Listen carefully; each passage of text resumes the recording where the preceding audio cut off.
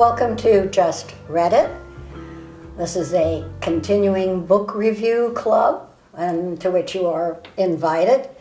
We're out of Laurelhurst Village in Portland, Oregon, assisted living, and my co-host is Susan Stoner, and I do mean co-host. She's a fabulous writer of turn-of-the-century mystery novels, Sage Adair Mysteries, and her latest one is just out called Deadline. I finished reading it last night, and wow, you'll have insomnia afterwards, but it's a great read.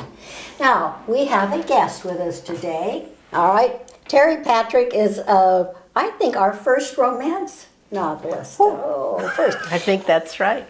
And she has her first new book out, published out of New York, Checkmate, First Mate is the full title. And she's given us a little review of the plot, and there are some hot things going at sea. So check out Checkmate, First Mate. That said, that is not the book we are reviewing today. We are reviewing the Medea Complex, and that is by Rachel Florence Roberts. It's clearly my genre. It's Victorian Gothic. This, by the way, is Caroline Miller. Oh, I forgot myself. Yes, she's an author, and she writes Gothic mysteries. She's a playwright, and she's had her plays produced. And she is also a great blogger. Oh, thank you, Susan. And I think Susan chose this book because of my genre. In any case, the Medea Complex. Our guest, Terri, is the first to go. You're in the hot seat. Give us a brief summary of the plot. Don't reveal anything, and your take on it. Well, brief summary on the plot is the Medea Complex. It is a woman in 1885 in a mental institution, which I think was probably one of the best at the time. And she's obviously insane, and nice, unreliable narrator to get into and meet at the beginning. And she's in because she's lost her mind when she killed her baby. And we get the viewpoint of her, and we also get Dr. Savage, who is her doctor, and trying to help her get her mind back. And we have other viewpoint characters are her husband, and I think her father was also her father and her maid. Her maid too. So that's a pretty good summary. Now, what's the, we got a crazy lady, presumably in an institution for having murdered her child. What's your feeling about it? I was expecting a surprise twist at the end, and I thought the title gave away the ending. Hell hath no fury like a woman scorned. And so I was disappointed. I liked the first half of the book. The second half of the book I sort of felt was and Dr. Savage became my favorite character. Okay, we're going to have a good discussion here. Well, he was the only one that was actually taking action on anything. Yeah, everybody else was a victim. Well, okay. All right, Susan. Okay, first of all, I think she's a decent writer, and I think she did a good job in terms of maintaining suspense and having you wonder what the heck's happening. Quite frankly, I think you write better novels. If somebody's into Gothic novels, I would recommend Caroline's before I'd read this one. The problem I had with it is that the premise underlying it was totally ridiculous. And the reason is she conspired with her father. He was part of this entire thing. And he was a rich man. Now, first of all, in this book, you have to like rich people and have something in your heart for them. And that's very hard for me, I have to admit. But the real problem was he was rich. He could have hired somebody to run over that son-in-law just like that. The rest of it was just ridiculous. At the lengths to which they went to get this guy out of her life. And the other thing I was thinking about, if I can remember it and haven't lost it, was that No, I'll leave it there. I'll leave it there. I'm not going to remember it. Well, guys, I think we all read a different book.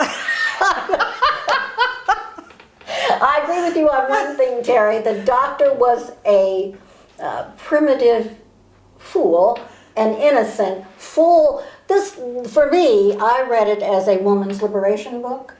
Oh. And the oppression, one of the reasons this whole chaos has to happen is that the woman wants to keep her baby, but under Victorian law, she can't divorce him, the baby would have gone to the husband. So this is a very large intrigue based on a woman's desire, her passion, her destructive passion to keep her child, hence the Medea curse. Now, the doctor is such a pig that he assumes all women are so inferior that he must help this woman. In fact, I don't want to give too much away because it's very layered, it's got lots of corridors, but she is duping all of them. And herself. Yeah, so this is one where there are many corridors to go down. People are, well, it's like my trompe l'oeil, people are not what they seem. And frankly, you don't begin to understand that until the end of the book, by which time, personally, the flaw of the book is a flaw of one of my books, and that is there are no admirable characters in this novel. There is nobody in the end to root for, except the stupid doctor, because he's the only one too stupid to be engaged in intrigue. And the rest of them are all intriguers. I got the sense that the author stumbled on the idea of the baby farms and then constructed the story around it, came up with a story where she could use the fact of the baby farms, and I'm not going to tell you what a baby farm is, but I just thought it was ridiculous. From the premise, you know, there's so many ways, especially, you know, Dr. Savage was actually reflecting the psychology and the mentality of the time. So, yeah, he wasn't a lovable fellow, but I have to agree with Terry. I think he was trying and had compassion and was trying. He just was a fool also. He is the only innocent one. Right. But he's just too dumb about women. He focuses his presumptions of the world on women instead of dealing with them. But her, I mean, especially when it started out, I was sort of stunned when she went from, I think it started out with her by herself, and she's acting in her own head in a cell. Nobody could see her. She's acting like a nut. Right. So then I was kind of stunned. You can't be a nut off and on. I can tell you that out of personal experience. But why would she do that by herself in the cell? That didn't make any sense to me. I was very disappointed in the book. You may have a point there. I may have to give you that, but I'd love the author to come and tell us. Well, I'm afraid we have run out of time on this three book analysis. So I'm going to allow these people to vote. I'd rather not. But in any case, Terry, what we do is red, it means read it, read it. And blue means, I don't know, it just means blue. If you want the readers to skip it, give it a blue. Oh, yeah. There are much better Gothic novels out there, and you want to learn about the Medea Complex, go back 2,000 years and read about the original. All right, and I also say no. This was a kind of icing with no cake on it. I told you she's a good writer. I liked the book. It is very, for me, dense and complex, mixes Victorian themes with the modern female circumstances, a good woman's liberation book, highly recommended. And that's it for this raucous round of Just Read It. And please come back and see us, and thank you for joining us today, and thank you, Terry, for giving us so much fun.